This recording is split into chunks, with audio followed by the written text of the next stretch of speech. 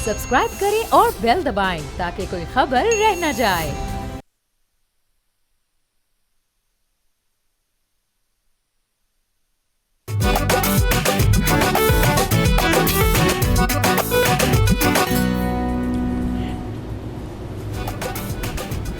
अस्सलाम वालेकुम, बोलो जनाब, मैं बहुत बहुत खुश आमदीद। मैं हूं असद निज़ामी, मेरे साथ हैं अली आफ्ताब। सर क्या हाल है? सर बस ठीक ही है। हम सब देख रहे थे चैंपियंस ट्रॉफी का फाइनल और लग रहा है कि India is easily cruising through. जी जी। बाकी ये है कि मैं इस पे कहना चाहूँगा कि बहुत डिसअपॉइंटिंग कैप्टनसी बाय न्यूजीलैंड।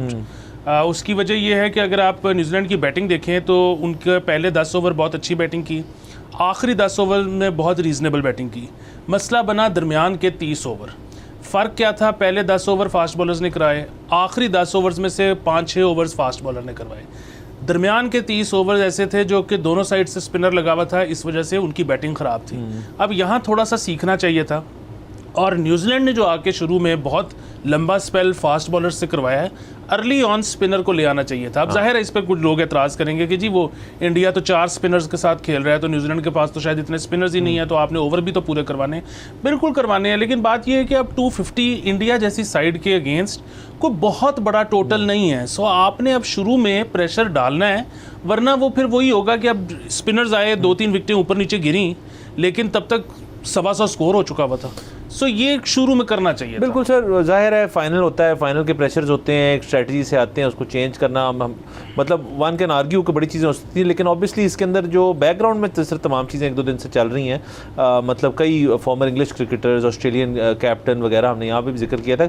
बड़ी तनकीद भी हो रही है इंडिया पे कि जो किसी ने तो ये लिखा कि जी टॉस भी आप बता दें आपने कौन सा वाला लेना है, हेड लेना है, टेल लेना है। तो वो चले बाद में ये बातें करना जो इनका फ़ायदा नहीं है। जब ये सारा कुछ हो रहा था तब सब जो थे उनको तब एतराज़ात करने चाहिए थे। ये तो एक डिसाइडेड चीज़ है बाय 2 और 3 बोर्ड्स, तो इसका हम कुछ नहीं कह सकते कि इंडिया एक ही जगह पे खेलेगा। ज़ाहिर है एडवांटेज उनको इस चीज़ का है, बट देन अगेन उस फाइनल के दिन बेस्ट टीम जो है वो जीतेगी।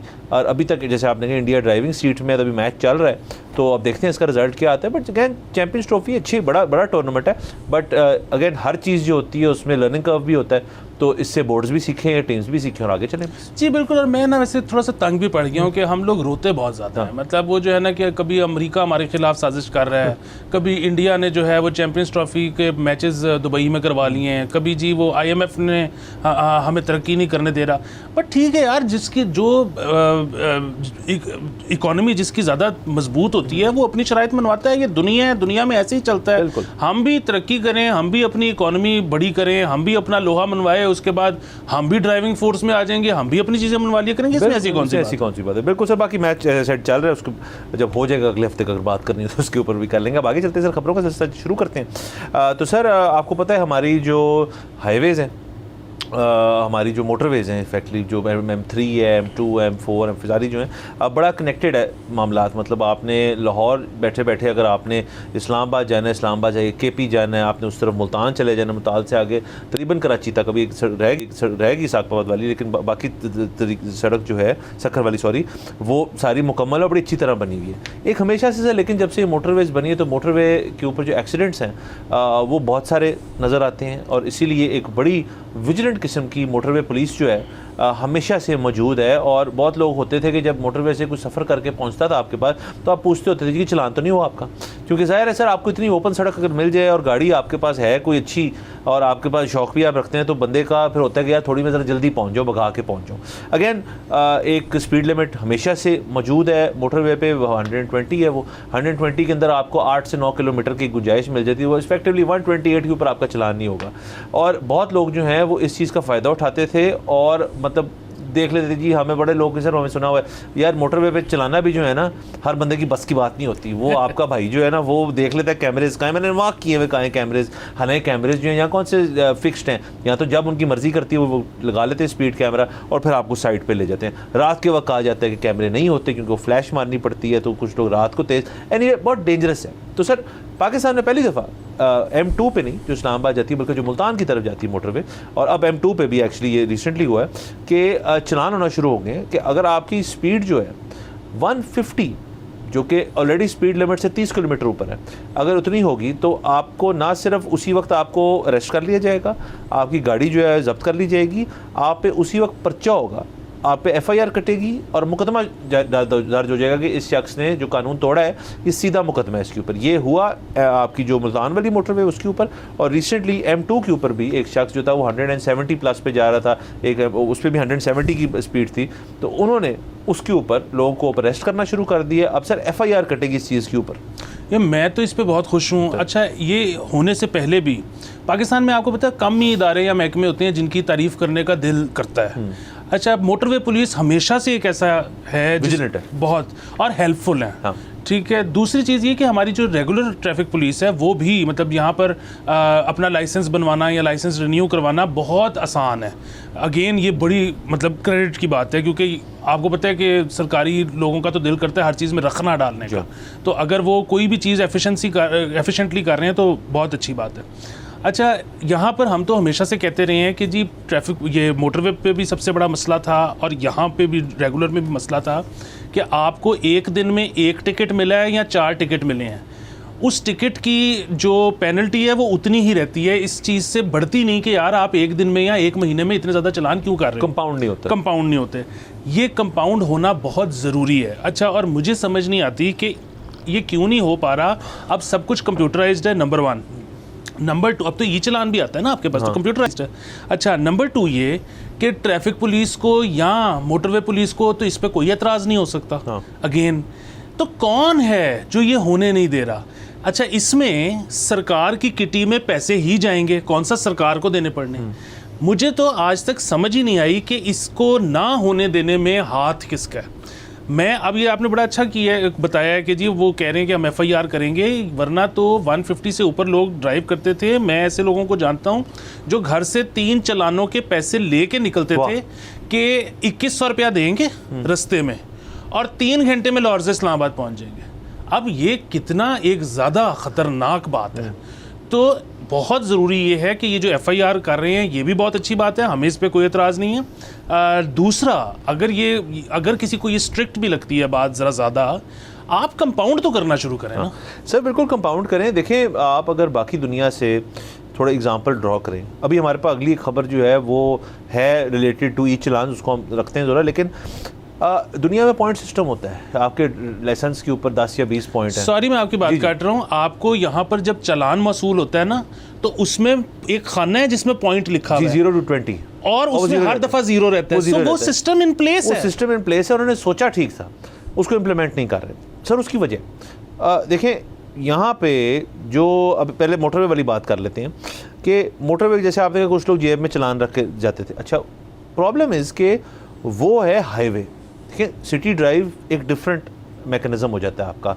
हैवी ट्रैफिक है बट लो स्पीड है, मोर और लेस। यहाँ पे 170 पे गाड़ी चलाना बड़ा मुश्किल है, आपको नॉर्मल वर्किंग आवर्स के अंदर आप नहीं कर सकते। मतलब आप अगर कर भी रहे हैं तो बहुत ही खतरनाक बात है, बहुत नेक्स्ट टू इम्पॉसिबल है कि आप 170 पे यहाँ गाड़ी भगा रहे हैं, अनलेस आप रिंग रोड पे चले जाएं, वहाँ पे भी बाय द वे चलान चलान अब हो रहे हैं। मोटरवे पे तो ये स्पीड रीच करना कोई मसले वाली बात ही नहीं है। और अगर एक सिस्टम बहुत देर से, मतलब सर मोटरवे को 90s की बात है, मोटरवे बनी हुई है, और उसके बाद से ये 120 की स्पीड भी बहुत कई मतलब अब तो कई दहाइयाँ मतलब हो गई जब से 120 की स्पीड है। तो ये बहुत अच्छा सवाल है कि अब जाके ये चीज़ क्या हुआ एग्जैक्टली एक तो ये वजह इसके अंदर सर कि बहुत ज़्यादा एक्सीडेंट्स हुए। मतलब ये जो आपकी मुल्तान वाली मोटरवे जो मुल्तान से आगे जाती है, फिर आपकी रहीम यार खान एंड देन फाइनली सक्कर तक, उस मोटरवे पे बहुत ख़तरनाक किस्म के एक्सीडेंट्स जो हैं पिछले 1 महीने के अंदर। एक तो वो इसका मोटिवेशनल फैक्टर हो सकता है। M2 के ऊपर आए दिन कोई ना कोई मतलब इस किस्म का एक्सीडेंट नहीं जो जिसमें किसी की जान चली जाए, बट एक्सीडेंट्स हो जाते हैं। और उसमें ज़्यादातर ये बताया जाता है कि जो ओवर स्पीडिंग है ये सबसे बड़ी चीज़ है। और सर इससे हम आ जाते हैं दूसरी चीज़ के ऊपर कि अब बहुत ज़्यादा बात हो रही है स्मॉग की वजह से कि जी गाड़ियों के मेंटेनेंस सर्टिफिकेट जो है वो होने चाहिए, एमिशंस कितने हैं गाड़ी की ओवरऑल हेल्थ कितनी है। गाड़ी की जो सबसे ज़रूरी चीज़ हाईवे के ऊपर है, इंजन तो चले बंद ही हो जाएगा ना, आप रुक जाएंगे। जो टायर बर्स्ट होते हैं वो क्या है, वो ओल्ड एज ऑफ टायर्स है। यहाँ पे कोई कॉन्सेप्ट ही नहीं है कि यहाँ पे होता है जी कि 70,000 जब तक गाड़ी ना चले ना, तारें जब तक बाहर नहीं आ रही टायरों की तब तक टायर ना चेंज करेंगे। टायर महंगे हैं यहाँ पे। अब तो खैर चाइनीज़ और कोरियन वैरायटी और लोकल वैरायटी भी टायर्स की आ गई है, उनकी ऑब्वियसली वो 70,000 तो नहीं चल सकते टायर, बट अगेन आपके पास एक लेसर एक बजटेड ऑप्शन है। यहाँ पे मेंटालिटी नहीं है सर कि जी जाएं और दूसरे होता है जी हवाएं ज़रूर करा के जाना मोटर में। जी हवा आप जितनी मर्जी डाल लें, एक चीज़ उसका जो ऊपर जो रबर है वो नाकस हो चुका है, वो ख़राब है। तो उसने हाई स्पीड पे जब जाना है, मतलब एक तो है ना कि आप 120 की स्पीड पे चला रहे हैं फॉर 20 सेकंड्स 30 सेकंड्स सिटी में, आप 120 की स्पीड पे जा रहे हैं ऑलमोस्ट 3 घंटे। उस टायर ने जो वेयर एंड टेयर लेनी है वो, और गर्मी भी अगर है ख़ास तौर पे, तो कुछ भी हो सकता है। तो ये टायर के ऊपर जो मतलब पंजाब गवर्नमेंट बड़ी बड़ी चीज़ों के ऊपर सेफ्टी का एक एलिमेंट डाल रही है और बड़ी बड़ी चीज़ें हो रही हैं, तो इसके ऊपर मैंने कभी नहीं देखा कि ट्रैफिक पुलिस जो है या कोई भी अपनी टायर्स के ऊपर कोई किसी किस्म की बात करे। देखिए, इसमें तो ज़्यादा ये है कि आगाही की कैंपेन जो है ना वो चलाने की ज़रूरत है। मतलब सरकार के लिए बड़ा मुश्किल है कि हर मोटरवे पे चढ़ने वाली गाड़ी के टायर चेक करें। ये तो लोगों को खुद अंदाज़ा होना चाहिए कि वो अपनी और अपने बच्चों की जान खतरे में डाल रहे हैं। ये तो बल्कि अभी आप देखें ना कि एक और बड़ी इनकन्वीनियंस आ गई है ज़िंदगी में कि अगर आप बस के ज़रिए ट्रैवल कर रहे हो लाहौर से इस्लामाबाद या वापसी, तो अब तकरीबन 5.5 घंटे लग रहे हैं। उसकी वजह ये है कि जहाँ पे सॉल्ट माइंस हैं वहाँ पे सबको पहले इकट्ठा किया जाता है, फिर एक गाड़ी पुलिस की उनको एस्कॉर्ट करती है, जिसकी वजह से वक्त बहुत ज़्यादा लग जाता है। तो उसको भी देखने की ज़रूरत है कि कैसे मज़ीद एफिशिएंट। पहले तो ऐसे नहीं होता था। पहले ऐसे नहीं होता था। अगेन वो कुछ बस वालों ने शायद की होगी ओवर स्पीडिंग, जिसकी वजह से अब वो करना शुरू कर दी है, जिसकी वजह से बहुत टाइम लग रहा है। तो अगेन ये एक ऐसी चीज़ है कि जिसके ऊपर कोई अवेयरनेस कैंपेन चलाने की ज़रूरत है। बाकी जो है अगेन मैं तो यही कहता हूँ कि जब अंडर एज ड्राइविंग का मसला लाहौर में हो रहा था और ये बड़ी डिबेट चली, यहाँ तक कि हमारी अदालतों ने कह दिया कि जी आप FIR मत काटें बच्चों पे, ये बहुत स्ट्रिक्ट एक्शन हो जाएगा, उनके आगे फ्यूचर दाव पे लग जाएंगे। तो हम तो उसके भी खिलाफ थे कि जी मतलब अगर किसी और की जान उनकी वजह से ख़तरे में है तो इनके कम से कम रिकॉर्ड में FIR तो जानी चाहिए। सो अगर अगेन हाईवे के ऊपर 150 प्लस कोई चला रहा है और उस पर अगर मोटरवे पुलिस पर्चा कर रही है तो मैं तो उसके हक में हूँ और मैं तो शाबाश करता हूँ मोटरवे पुलिस। सर बिल्कुल बिल्कुल, हम सब उसके हक में हैं। और अगेन ये मुकदमात जो अब दर्ज हुए हैं, किसी के ऊपर FIR हो जाए तो फिर तो मामला कॉम्प्लेक्स हो जाता है। मतलब आप हुकूमत के साथ अब आप लिंक हो गए हैं कि आपने इस चीज़ को या तो वो कानूनी कार्रवाई करनी है, अब इसके ऊपर कोई मैकेनिज्म बना दें। मैं ये भी नहीं चाहता कि 150 की स्पीड के ऊपर आप बहुत लोग अगर करना शुरू कर दें तो मुकदमा दर मुकदमा हो रहा है, और इसके ऊपर इसकी या तो आप ट्रैफिक की अदालत बना दें। आप देखें ना सर, हम अभी उस ई चलान वाले पे आ जाते हैं कि आपकी जो ई चलान्स भी हैं, अब ख़बर सर उसके ऊपर ये है, दोनों को लिंक कर देते हैं कि बेसिकली 6 अरब रुपया कहा जाता है, 5.25 अरब रुपया जो है वो ई चलान्स की मद में ड्यू है टू द गवर्नमेंट। तो अब ई चलान आपने सिस्टम बनाया, सेफ सिटी बनाई, कैमरे लगाए, वायलेशंस हो रही हैं, चलान निकल आता है। वो कह ये रहे हैं कि जो सरकारी लोग हैं जो किसी तरह गवर्नमेंट से मुंसलिक हैं और उनके पास व्हीकल ड्राइवर्स हैं, तो वो अगर चलान उनके नहीं अदा हुए हुए तो उनकी तनख्वाह से कटे जाएंगे ये चलान। ठीक है, नंबर 1 तो ये हो गया, ये तो उनके लिए कर दिए, वो कर सकते हैं। एक्सक्यूज़ मी, जो बाकी लोग हैं उनका कहा जा रहा है कि अगर उनके ख़ास एक तादाद से ऊपर चलान अनपेड है तो वो अपने पासपोर्ट से रिन्यू नहीं करवा सकते, अपने ID कार्ड से, जो भी गवर्नमेंट से आपने चीज़ करनी है उसके अंदर फिर आप जब तक अपने चलान पेड नहीं करेंगे तब तक ये आपके ऊपर चीज़ें होती रहेंगी। एक लिहाज से ये अच्छा भी है कि जी सब अपने चलान दें, लेकिन इसका एक मसला है।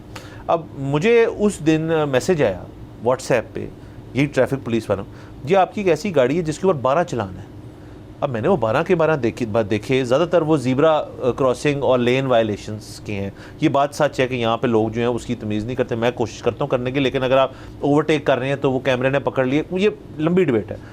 बट एक तो उसके अंदर वो वाली चीज़ कि मैं ज़ीरो वायलेशन मेरी ज़ीरो ही चल रही है आउट ऑफ 20, जो पॉइंट सिस्टम वाली चीज़ है। बट 300, 400, 500 के चलान जो हैं वो इकट्ठे होकर एक अमाउंट बनी हुई है, जो मैंने फिर क्लियर कर दिया ऑब्वियसली कि मैंने कहा चलो है यार, कंटेस्ट मैंने नहीं किया। बट मुझे ये चलान है, ये दिसंबर या नवंबर के चलान है जो मुझे व्हाट्सएप पे मिले। अब या तो ये हो कि आप सबको कहें जी कि आपने हर जुमेरात उठ के वेबसाइट पे जाके अपनी गाड़ी के चलान देखने, या फिर अगर मुझे व्हाट्सएप पे किसी ने भेजे तो तमाम जो व्हीकल ओनर्स हैं उनको चलान भेजें आप, ताकि वो पे करें। और फिर अगर ये चीज़ आपने करनी है कि जी उनके पासपोर्ट नहीं बनेंगे और तनख्वाहें कटेगी, तो ये भी एक तरीका है। लेकिन 6 अरब अमाउंट बन गई ना सर। देखें, बड़ी अच्छी बात है। मुझे तो इसका एक सादा सा हल ये लगता है कि आपने साल में एक दफ़ा अपने गोशवारे तो जमा करवाने हैं। हाँ। तो आपने उसमें आपके नाम पे जो गाड़ियाँ हैं उनकी स्टेटमेंट भी दिखानी है कि इस पे आउटस्टैंडिंग चलान कोई नहीं। हाँ। आप साल में एक दफ़ा चेक करें और जब टैक्स जमा करवाते हैं तो उस वक्त ये भी क्लियर करवा दें। दूसरी चीज़ ये कि अगर कोई उसमें नहीं जमा करवाता है तो फिर उसको ठीक है पासपोर्ट ना बनने दें। अगेन ये कोई ऐसा मसला नहीं है कि वो कोई बड़ा मसला बन जाएगा, उसका बन नहीं सकेगा। वो वहीं पे बैठ के अपने ऑनलाइन वॉलेट से चलान पे कर दे और दफ्तर में बैठे बैठे अपना पासपोर्ट रिन्यू करवा ले। सो ये कोई मसला नहीं है। हम सर अक्सर देखते हैं जब पुलिस वाले सख्ती करते हैं ना लाइसेंस के ऊपर, तो आपने देखा है चाहे कराची हो, चाहे लाहौर हो, चाहे इस्लामाबाद हो, एकदम से रश लग जाता है, लोग जाके अपना लाइसेंस बनवाना शुरू कर देते हैं। एक एक दिन में 5-5 करोड़ रुपया कमाया है सरकार ने लाइसेंस बना के। तो क्यों नहीं सख्ती करते? देखिए मैं और आप इस चैनल पे बैठ के हम कह रहे होते हैं कि यार आप इजाफी बोझ मत डालें टैक्सेस का नौकरी पेशा लोगों पे। हम कहते हैं यार आप बिजली के बिलों पे इजाफी टैक्स मत डालें। हम सारे बैठ के ये कह रहे होते हैं कि लोगों पे प्रेशर मत डालें इतना ज़्यादा। ट्रैफिक वायलेशन एक ऐसी चीज़ है, बगैर लाइसेंस के गाड़ी चलाना एक ऐसी चीज़ है, हम खुद बैठ के कह रहे हैं कि यार आप डालें, आप इसकी जो है इम्प्लीमेंटेशन करवाएं। और इसके होगा कि हुकूमत के ख़जाने में पैसे आएंगे। हुकूमत को इसमें क्या प्रॉब्लम है मुझे समझ नहीं आती। अभी आप कोई वायलेशन करेंगे, आपको कोई पुलिस वाला पकड़ेगा, वो आके कहेगा लाइसेंस, आप उसे कहेंगे लाइसेंस नहीं है तो वो कहेगा अच्छा आईडी कार्ड दे दे, मैं उसके अगेंस्ट चलान कर देता हूँ। भाई उसको तो ये चाहिए कि वो जैसे ही उसको पता लगे वो आपका आईडी कार्ड ले और आपको 2 चलान करे, एक जो आपने वायलेशन की है, दूसरा जो आपके पास लाइसेंस नहीं है। बिल्कुल सर। और देखिए यहाँ पे एक मैं तो समझता हूँ कि यहाँ पे क्योंकि एक डेटाबेस बना हुआ है कि यार लाइसेंस होल्डर्स जो है ना वो इतने हैं, उनमें से इतनों के 5 साल आप हो गए या 3 साल आप हो गए, उनके लाइसेंस एक्सपायर्ड है। कोई भी सर, मैं बहुत लोगों को जानता हूँ लाइसेंस नहीं रिन्यू कराते, आईडी कार्ड फ़ौरन रिन्यू कराएंगे क्योंकि आईडी कार्ड आपको एक्सपायर्ड आईडी कार्ड पे तो कुछ नहीं कर सकते आप। एक्सपायर्ड लाइसेंस जो है वो तो ज़्यादा ज़रूरी चीज़ है। आईडी कार्ड तो आईडी कार्ड है, चलें ठीक है, आपको बाकी अपने मामलात के लिए चाहिए। आपकी जेब में अगर एक्सपायर्ड लाइसेंस है तो आपको तो अलाउड ही नहीं होना चाहिए आप गाड़ी चलाएं। उस शख्स को नोटिस आ जाने चाहिए। और बड़ी चीज़ बस सर, ये हमारे पास और पॉइंट्स हैं, यहाँ पे हमने जाना है एक ब्रेक के ऊपर, एक ब्रेक लेते हैं और इस कॉन्वर्सेशन कंटिन्यू करते हैं। See you after the break.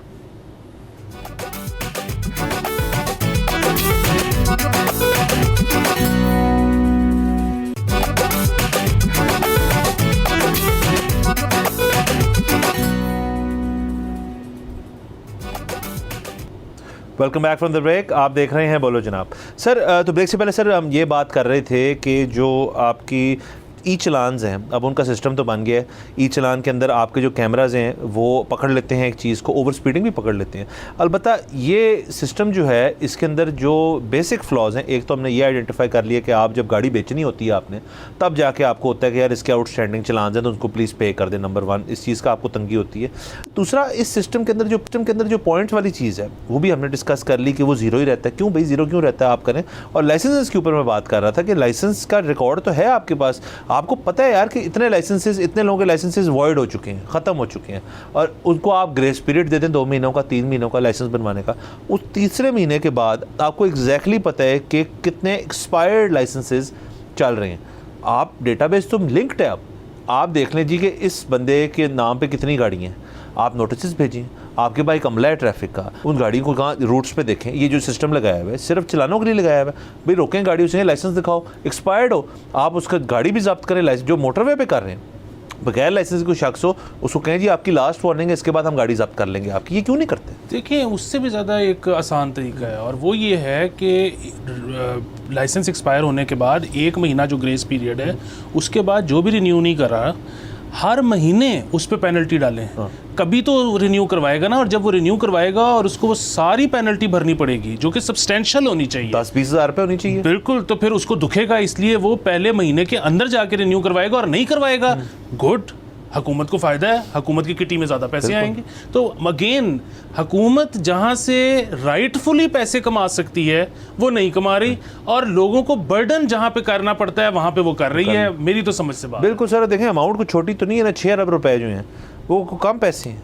मतलब ये है वो पैसे जिनका आपने सिस्टम लगाया हुआ है, शायद वो महंगा हो, इससे डेफिनेटली इससे महंगा होगा। दैट बीइंग सेड, रिकवरी इधर से ही होनी है ना, ये रिकवरी इधर से होनी है। इसलिए तो ना आपको ऑन ग्राउंड अमला चाहिए था, ये तो लोग एक एसी वाले कमरे में बैठ के कंप्यूटर के थ्रू कर रहे हैं, जिसके अंदर आपका मतलब रिलेटिवली लेबर कम है। काम वो भी होगा, मैं नहीं कह रहा वो लोग काम नहीं कर रहे, स्किल्ड लेबर होगी, बट लेबर तो रिलेटिवली कम है ना। आपको जगह जगह ट्रैफिक वार्डन्स तो नहीं खड़े करने पड़े ना। तो sir again way in the right direction जो मोटरवेज की हद तक, लेकिन सिटीज़ की हद तक भी आप ये करें, क्योंकि सर चीज़ें जो हैं वो ग्रास में कब आएंगी। लोकल आपके जो मोटरिस्ट्स हैं वो जिस किस्म की इस शहर में गाड़ी चलती है उसका तरीका तो एक ही है कि ये चलान हो जाएगा, डरना चाहिए चलान से, मैं ये कह रहा हूँ। यकीनन। और ये मैं आपको बताऊं कि आप ये एक्सपेक्ट करो कि बस लोग ही जो हैं उनकी सिविक सेंस इतनी अच्छी हो जाए, वो खुद से कोई गलत काम ना करें। आप अमेरिका और दुबई के अंदर चलान सिस्टम ख़त्म करके देखें, वहाँ भी लोग वाहियात ड्राइविंग शुरू कर देंगे, वहाँ भी खौफ सिर्फ चलान का है जो कि बहुत महंगा होता है। पाकिस्तान में भी चलान का खौफ पैदा करें और इसको महंगा करें। बिल्कुल सर। दुबई हमारे जानने वाले जब भी जाते हैं रेंट कार करते हैं, उनको होता है यार अंडर द स्पीड लिमिट रहना, क्योंकि चलान जो है वो ना सिर्फ होंगे, सीधा क्रेडिट कार्ड पे लगेंगे जाके जो आपने जमा कराया। सर बार ये होगी सर ट्रैफिक की सारी बात हमारी। आगे चलते हैं सर। आपको पता है सर चीज़ जो है उनका एक दौर है, सारी दुनिया जो है उसके अंदर अब क्रिप्टो एक्सपर्ट्स हैं, ढेर सारे लोग हैं जो कि इस चीज़ के अंदर अब अपने पैसे उन्होंने पार्क किए हुए हैं, उससे फ़ायदा भी लेते हैं, उसको फिर उनसे निकलवाते भी हैं पैसे, उनको नॉर्मल करेंसी में कन्वर्ट भी करते हैं। तो एक पूरी एक इंडस्ट्री है जो ब्लॉकचेन की है और डिसेंट्रलाइज्ड जो है एक फाइनेंस का नेटवर्क है। तो पाकिस्तान में सर भी इसके गुफ्तगू जो है बड़ी देर से हो रही है। अब हैप्पी टू रिपोर्ट कि एक शख्स जो हैं ये बिलाल साकिब साहब, जो कि इन इज़ ओन राइट एक बड़े सक्सेसफुल यंग पर्सन है, LSE के ग्रेजुएट हैं, UK के अंदर भी स्टूडेंट यूनियन में भी रहे, लंदन स्कूल ऑफ इकनॉमिक्स की, और उसके अलावा भी बड़े एक काबिल शख्स हैं। तो और क्रिप्टो में भी हमने सुना है कि एक काफ़ी वो कमांड रखते हैं। तो वो उनको किसी अपने रोल पे नहीं आए, वो किसी अपने हैसियत में वो नहीं बने अपना एक क्रिप्टो का। फाइनेंस मिनिस्ट्री के साथ लिएज़ॉन विद औरंगज़ेब साहब वो क्रिप्टो एडवाइज़र बन गए हैं टू द फाइनेंस मिनिस्ट्री। सो ये एक बहुत ही अच्छी चीज़ है। और इस चीज़ को और मतलब ये हैं थरोब्रेड ऑल, ये कोई आपके वो नहीं है कि जो लंदन में पैदा हुए और वहाँ पढ़े और फिर आप पाकिस्तान की सर्विस करें। ये ठेठ लाहौरी हैं जो कि UK में जाके फिर उन्होंने अपने आप को मनवाया है और अब वापस आके फाइनेंस मिनिस्ट्री के साथ अटैच है। ये बहुत अच्छी खबर है। ये बहुत अच्छी खबर है। सबसे पहले तो तारीफ़ करनी बनती है औरंगज़ेब साहब की, क्योंकि औरंगज़ेब साहब ने थोड़े दिन पहले इस तरह के बयान देने शुरू किए कि हम देख रहे हैं क्रिप्टो को और इसको जो है ना हम ना रिजेक्ट कर सकते हैं ना इग्नोर कर सकते हैं इसको, बल्कि हमें रेगुलेट करने की ज़रूरत है। और उसके बाद एक चीज़ हुई, वो ये चीज़ हुई कि अब आपके जो क्रिप्टो वॉलेट्स हैं, पहले तो उसमें P2P से पैसे आप डालते थे और निकलवाते थे, अब जो उसमें से पैसे निकलते हैं आप अपना पाकिस्तानी कोई भी बैंक उसके साथ कनेक्ट कर सकते हैं और पैसे आपके डायरेक्ट अकाउंट में आएंगे। ये औरंगज़ेब साहब ने किया है। उसके बाद से फिर इनकी हायरिंग हुई है और ये बड़ी अच्छी बात है। ये एक यंग हैं साहब और इनसे बड़ी उम्मीदें हैं। यही कोई 3 दफ़ा पहले जो रिटायर हो चुके होते ब्यूरोक्रेट कोई एक्सटेंशन पे होते, उनको लगाया जाता, यहाँ डार साहब को लगा दिया जाता। कहने लगा शुक्र डार साहब ने अपना नहीं कहा कि उन्होंने एक वेल लेफ्ट कर दिए, सो किसी और को करने देते। शुक्र है। और वैसे हमें नहीं पता, हो सकता है उन्होंने निजी किसी महफिल में कहा ही हो कि मुझे कर दो। लेकिन बहरहाल बुनियादी बात यह है कि यंग लोगों को लगाना चाहिए जिनको इसकी समझ है। अगेन ये एक बहुत बड़ी डिबेट है कि आप रेगुलेट कितना कर सकते हो इसको। मतलब एक करेंसी है ही डीरेगुलेटेड, ठीक है, और वो एक ऐसी चीज़ है कि जिसको आप रेगुलेट करोगे तो उसका मकसद भी फौत हो जाएगा। तो उसमें सरकार अब एक तो ये ना कि अपना एक बैक्ड बाय हुकूमत पाकिस्तान एक कॉइन लॉन्च कर दे, दैट समथिंग एल्स। बात ये कि जो ऑलरेडी एग्जिस्टिंग कॉइन्स मौजूद हैं उनका क्या करना है। अब ये सारी हम भी एक्सपर्ट्स नहीं हैं, लेकिन ये एक ऐसी चीज़ है कि अब इस पर डिबेट होनी चाहिए, पार्लियामेंट में होनी चाहिए। हम सबको भी एजुकेट करें इस पर। बिल्कुल। और ये जो है ना कि हम इसको मानते ही नहीं और हमने इसको चलने ही नहीं देना। भाई एक जो चीज़ अमेरिका और बरतानिया में चल रही है ना, आप उसको रिजेक्ट नहीं कर सकते। सर पूरी दुनिया में चल रही है, मतलब इसको आप इस तरह नहीं कर सकते कि ये एक रियलिटी नहीं है, ये एक रियलिटी। और देखिए यहाँ पे एक खासी तादाद है लोगों की जो इसके अंदर ऑलरेडी इन्वेस्टेड है और वो जाहिर है जब तक हुकूमत पाकिस्तान ने इसको तस्लीम नहीं किया था वो एक ग्रे चैनल के ऊपर चल रही थी। मतलब जो भी आप कॉइन पे वहाँ अर्न करते हैं, यहाँ जैसे आप कह रहे हैं यहाँ मंगवाने की सहूलत है, तो पाकिस्तानी गवर्नमेंट अपना टेक रेक रखती होगी उसके अंदर। अब जाहिर है ये बिलाल साहब आए हैं तो इसके अंदर मजीद कोई क्लैरिटी लेकर आएंगे, मजीद कोई एडवाइस करेंगे, कुछ ज़्यादा। इसके अंदर स्टेट बैंक का भी बहुत बड़ा लोग होगा। बाकी ये आपको ये मशहूर जब हुए थे तो ये बेसिकली एक पाकिस्तान इंडिया का मैच था इंग्लैंड के अंदर, जिसमें ये उनके भाई जो मोहम्मद साकिब हैं जो कि एक शो भी करते हैं निजी TV पे, ये दोनों भाई जो हैं ये बड़े वर्सेटाइल हैं दोनों। और इनका जो इसके अंदर मुझे तो पता भी नहीं था क्रिप्टो के अंदर भी ये मतलब एक रखते हैं, अपना एक्सपीरियंस है उनका, तो बड़ा अच्छा लगा मुझे। और ना सिर्फ ये कि सर फाइनेंस मिनिस्ट्री क्यों, ये आपको हर मिनिस्ट्री के अंदर जो चीज़ें जिद्दत दुनिया में आई है और जो नई चीज़ें हैं, इसमें AI हो सकता है, उसमें क्रिप्टो हो सकता है, उसके अंदर जो जदीद तरीन IT के अंदर चेंजेस आ रही है, उसमें इस किस्म के लोग जो हैं उनको लाएं। क्यों? और कोई वजह नहीं है। शायद उनको सब लोगों को कुछ ना पता हो किसी चीज़ के बारे में, शायद वो यहाँ आके वो ब्यूरोक्रेटिक सेटअप पे ना चल पाए। सो व्हाट, एक वॉइस तो मौजूद है जो कि आपकी कंट्री की ज़्यादातर जो पॉपुलेशन है उनसे क्लोजर हैं, मतलब एक शख्स जो 65 साल के हैं या 70 साल के हैं या चले 55 साल के भी हैं, वो तो नहीं वो कॉन्वर्सेशन कर सकते ना यूथ के साथ जो ये कर सकते हैं। तो जाहिर है एक रिलेटेबल शख्स सामने आएगा तो तमाम जो मिनिस्ट्रीज हैं, तमाम जो चीज़ें हैं, मैं ये नहीं कह रहा कि किसी को उठा के आप हेल्थ पकड़ा दें, एजुकेशन, वो नहीं मैं कह रहा, उसमें एक्सपीरियंस चाहिए।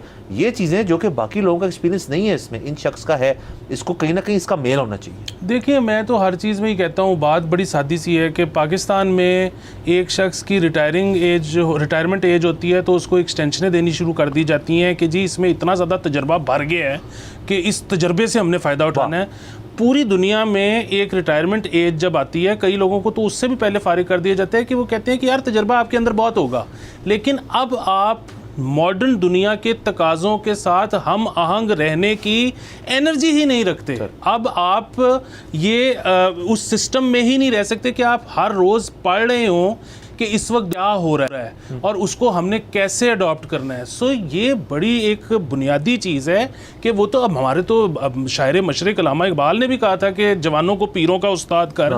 तो अब ज़रा फाइनली उस तरफ नज़र करें। और आपकी जिस तरह से आपने फरमाया कि हम तो इस चीज़ पे प्राइड लेते हैं कि जी पाकिस्तान का सबसे बड़ा एसेट जो है वो उसका ह्यूमन रिसोर्स है, क्योंकि जी यहाँ पे 67% से ऊपर पॉपुलेशन जो है वो 30 साल से नीचे है। तो आपके अगर सारे जो लॉ मेकर्स हैं वो 65 साल के हैं, तो ये तो गैप ऐसा है, जनरेशन गैप, ना उनको इनकी बात समझ आ सकती है ना इनको उनकी बात समझ आ सकती है। वो सही क्यों ना कह रहे हो, क्योंकि वो कह रहे हैं तो इन्होंने नहीं माननी। बिल्कुल सर। और सर लास्टली इसके अंदर ये बात है कि जो मैं आपको छोटी सी मिसाल देता हूँ, फिर ब्रेक लेते हैं, कि जो एरोप्लेन्स होते थे उनमें एक फ़्लाइट इंजीनियर होता था, तीसरा बंदा कॉकपिट के अंदर, कंप्यूटर आ गया, वो पोजीशन ख़त्म हो गई, उनको निकालना पड़ा।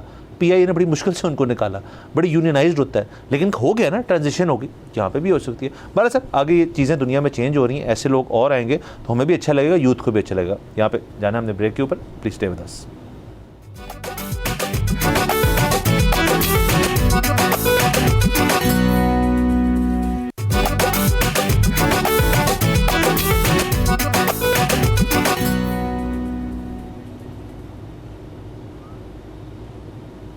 Welcome back from the break. आप देख रहे हैं बोलो जनाब। सर आगे चलते हैं प्लीज़। सर तमाम जो हुकूमतें हैं सर, उनको 1 साल हुआ और उसके अंदर हमने नेशनल गवर्नमेंट जो है हमारी, जो फेडरल गवर्नमेंट सारी, उसके अंदर हमने ये चीज़ देखी कि एक तकरीब के अंदर मियाँ साहब ने तमाम जो मिनिस्टर्स हैं उनको एक शाबाशी भी दी कि हमने 1 साल में क्या किया है और अभी क्या क्या करने को बाकी है।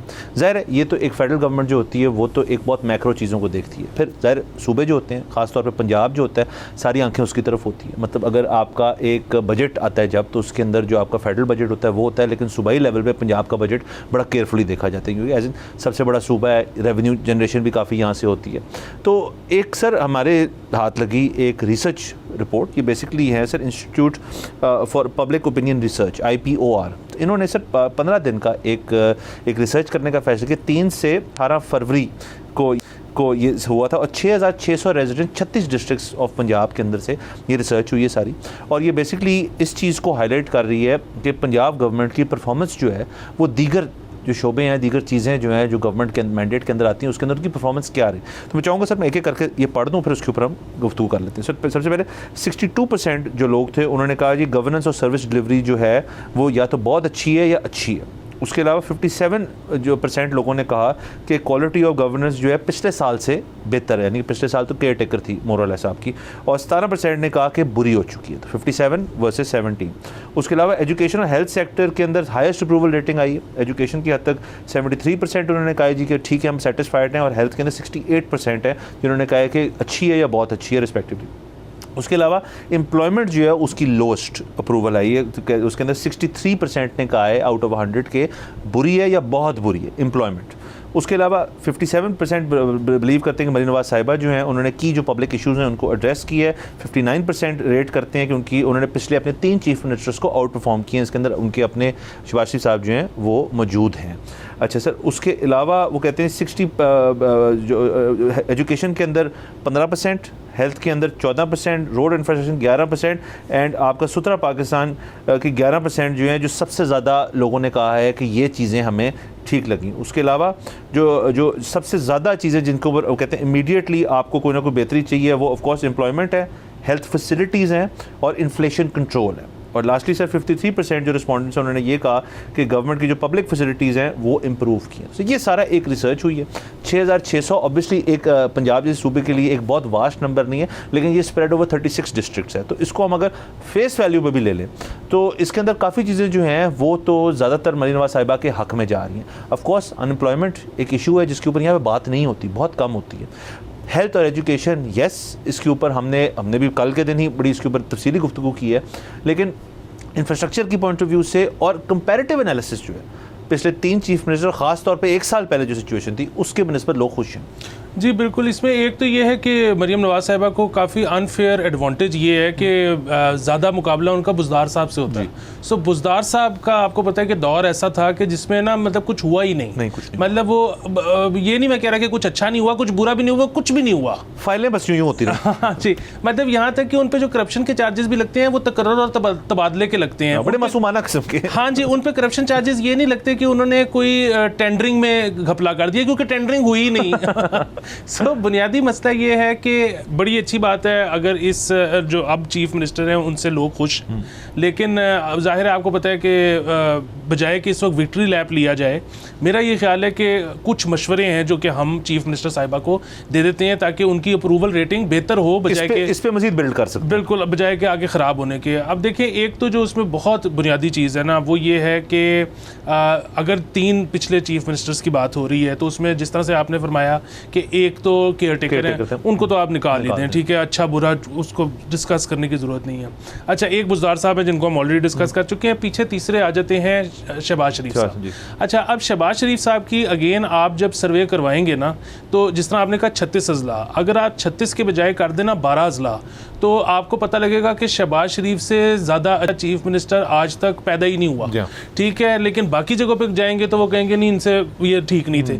हुआ क्या कि लाहौर हो गया और इस तरह इसके मुजाफात या बड़े शहर जो हो गए, उधर शहबाज शरीफ साहब ने बहुत ज़्यादा काम किया, लेकिन आपका साउथ पंजाब जो है वो उनसे खुश नहीं था। वो तो बल्कि इल्ज़ाम लगाते थे कि जी हमारे अप्रूव्ड बजट के पैसे भी लाहौर में लग गए, वो तो कहते हैं हमें लदा कर दें। एग्जैक्टली, अब ये बात दुरुस्त है नहीं दुरुस्त हम इसको नहीं कह रहे, लेकिन इस तरह के इल्ज़ामात लगते हैं।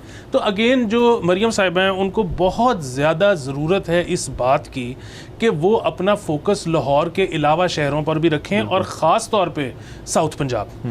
वो अगर ये नहीं करेंगी तो उनकी अप्रूवल रेटिंग अगेन मतलब वो लाहौर में बेहतर होती जाएगी, वहाँ पे ख़राब होगी। और जाहिर है ज़्यादा अजला तो ऐसे ही है ना जो अंडर डेवलप्ड हैं, लाहौर जैसे अजला कितने होंगे, मतलब बड़े शहर कितने होंगे। तो एक तो ये चीज़ है। अगेन इसमें बल्कि मज़ेदार खबर थोड़े दिन पहले आई और जो हमने ऑफ द कैमरा हम डिस्कस कर रहे थे, हम बड़े खुश हो रहे थे कि 2 अंडरपास बनने थे गार्डन टाउन में जो कि नहीं बने, बरकत मार्केट में, जहाँ पे ऑलरेडी एक अंडरपास है।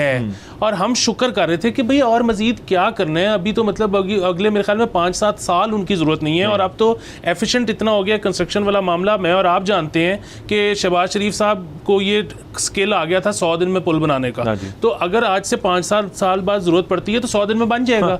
बुनियादी बात यही है कि जो अंडर डेवलप्ड जगह हैं उस पर अपना फोकस ज़्यादा रखें, ये सबसे इम्पॉर्टेंट चीज़ है। बिल्कुल सर। और देखें लाहौर के अंदर ना हम ये हमेशा होता है कि अब जैसे आप दुनिया के अजीम तरीन शहर जो है उठा लें, न्यूयॉर्क हो गया, मैनहट्टन रादर, आपका लंदन हो गया, आपका सिडनी हो गया, आपके दीगर जो अच्छे शहर हैं, तो वहाँ के लोग जो होते हैं ना बहुत ओवरली क्रिटिकल होते हैं अपनी हुकूमत। कोई भी छोटी चीज़ इधर से उधर हो जाए ना तो वो बड़ी तनकीद करते हैं। जिन शहरों में कंस्ट्रक्शन वगैरह और ये सारी चीज़ें कम हुई होती हैं उनको आदत नहीं उस चीज़ की। लाहौर फॉर्चुनेटली और अनफॉर्चुनेटली उस कैटेगरी में पाकिस्तान की हद तक है कि यहाँ पे अगर आपको और मुझे किसी भी, जैसे अब ये बाइक लेन जो एक बनी है पंजाब गवर्नमेंट का, ये एक प्रोजेक्ट, हम उसके ऊपर डेली तनकीद करते हैं कि ये चीज़ ठीक नहीं है, तो लेकिन हुआ तो है ना, लेकिन कुछ हुआ है, अगेन एक्टिविटी हुई है। और किसी शहर में शायद हमको कहें, वो कहें यार प्लीज़ दे दो हमें बाइक लेन। तो हमें एक आदतन ये हो चुका है कि क्योंकि रिंग रोड्स हैं हमारे पास, अंडर पास एक रोड नेटवर्क है, फिर भी यहाँ पे कोई भी शख्स जो है ट्रैफिक में फंस जाए तो वो ट्विटर फ़ौरन ऑन कर लेते हैं, वो फेसबुक पे चले जाते हैं कि जी ये देखें ये हाल है, इतने पैसे लगे, नॉट अंडरस्टैंडिंग कि ये सारा जो सिस्टम है इसको करना कोई आसान चीज़ नहीं होती। ये तो चले इनका रोड नेटवर्क के ऊपर इनको बेहतर रेटिंग मिली है according to this report. Health और एजुकेशन में कैसे एक इतनी अच्छी रेटिंग मिली है, ये I would like to investigate. दूसरा एक जो सबसे बड़ी बात है ना वो ये है कि जिस तरह हम कह रहे हैं कि 5-7 साल बाद अभी इतना अच्छा रोड नेटवर्क है लाहौर का, लेकिन फिर ज़रूरत पड़ जाएगी क्योंकि इन्फ्लक्स बहुत है आबादी का, मतलब ये जो लोग बाहर से अंदर आ रहे हैं। हम तो रिप्रोड्यूस कर ही रहे हैं, लेकिन बाहर से बहुत लोग अंदर आ रहे हैं। अच्छा क्यों आ रहे हैं? देखिए, अपना शहर छोड़ना, नकल मकानी करना, हिजरत करना, ये कोई आसान काम नहीं होता, अपने लव्ड वंस को छोड़ना। लोग आते हैं 2-3 वजूहात की बिना पे। एक तो हो गया रोज़गार की तलाश, अच्छा वो तो शायद लोग आते रहेंगे, लेकिन 2 और बड़ी अहम वजूहात हैं। नंबर 1, आपके इलाके में अगर अच्छा स्कूल नहीं है तो माँ बाप अपने बच्चों को कहाँ भेजें। नंबर 2, आपके अगर इलाके में अच्छा अस्पताल नहीं है तो लोग अपने बुज़ुर्गों का इलाज कहाँ से करवाएं। सो मेरा तो ये ख्याल है कि हर वो शहर, और वैसे भी ये हदीस भी है, ये बहुत सारे और जो लोग सिटी प्लानर्स हैं उन्होंने भी ये बात कही हुई है कि शहर को बड़ा मत करो, छोटे छोटे नए शहर बसा लो। सो बुनियादी बात यह है कि आप किसी भी शहर के अंदर आप एक अच्छा अस्पताल, एक अच्छा स्कूल दे दें, वो शहर आबाद हो जाएगा, उसमें फिर इंडस्ट्री खुद आ जाएगी, उसमें फिर और जो कमाने के जरिए हैं वो खुद से पैदा हो जाएंगे। आप बस ये 2 चीज़ें अगर सरकार देना शुरू कर दे छोटे शहरों को, तो शायद इतनी नकल मकानी ना हो, इतने लोग लाहौर आए ही ना। बिल्कुल सर। और इसके अंदर एक और अगर मैं तजवीज़ पेश करूँ पंजाब गवर्नमेंट को, अगर आपने क्रैकडाउन्स बड़े हो रहे हैं ना सर, हर चीज़ों पे अस्पताल में हो रहे हैं, अभी मैं अस्पताल में हुआ, एजुकेशन सेक्टर में शायद हो रहे हैं क्रैकडाउन, और जगहों पे हो रहे हैं, किस दिन आपकी जो हाउसिंग सोसाइटी का एक समुंदर है, बिछे हुए हाउसिंग सोसाइटी पंजाब के अंदर, लाहौर के एडजेसेंट एरियाज़ में इतनी, उन पर कब क्रैकडाउन होगा कि भाई अगर आप वेरी गुड अच्छी चीज़ें आपने बना दी, आपने प्लॉटिंग कर दी, कुछ लोग आए हैं यहाँ पे 5-6 साल में रहने के लिए, बनाया है उन्होंने कुछ यहाँ पे, ऐसा करें आप गवर्नमेंट को दे दें एक सब्सिडाइज रेट के ऊपर, वहाँ आप दूर इलाकों के अंदर जीटी रोड के ऊपर, बाकी जगहों पे जहाँ पे इलाके जो जुड़ते हैं जहाँ पे, वहाँ पे ये चीज़ कर सकते हैं, स्कूल्स बना सकते हैं, अस्पताल बना सकते हैं। दूसरा एक और चीज़ ये कि जो हाउसिंग सोसाइटीज़ हैं, कभी आपने ये उनको जुर्माना किया है कि जी आपने लोगों के साथ हैंड करा दिया, आपने पैसे लिए थे, डिलीवर नहीं किया, टाइम पे नहीं डिलीवर किया, जो प्लॉट साइज प्रॉमिस किया था वो डिलीवर नहीं किया। मैं कहता हूँ प्राइवेट सेक्टर में बाद में जाके छापे मारे हैं, सबसे पहले गवर्नमेंट सेक्टर में करें। स्टेट लाइफ ने जो किया है अपने लोगों के साथ, जिनसे उन्होंने प्लॉट के पैसे लिए थे, सरकार उनके खिलाफ तो कोई एक्शन ले, कम से कम उनके लोगों को तो दाद रसी करवाए। तो उसके बाद फिर ये भी होना कि जी अब मैंने अगर इस बिजनेस में आना है रियल एस्टेट के, तो मैंने अपने प्रोमिसेस पूरे करने। बिल्कुल बिल्कुल सर। भारत ये चीज़ें, ये तो मतलब एक रिपोर्ट के तहत हमें एक छोटे उससे सैंपल से पता चली हैं बातें, आगे भी बहुत टाइम है उनको, तो let's see what happens. Bharat वक्त खत्म हो जाता है, अगले हफ्ते आपसे इंशाल्लाह फिर मुलाकात होगी। इजाज़त दीजिए, खुदा हाफिज़।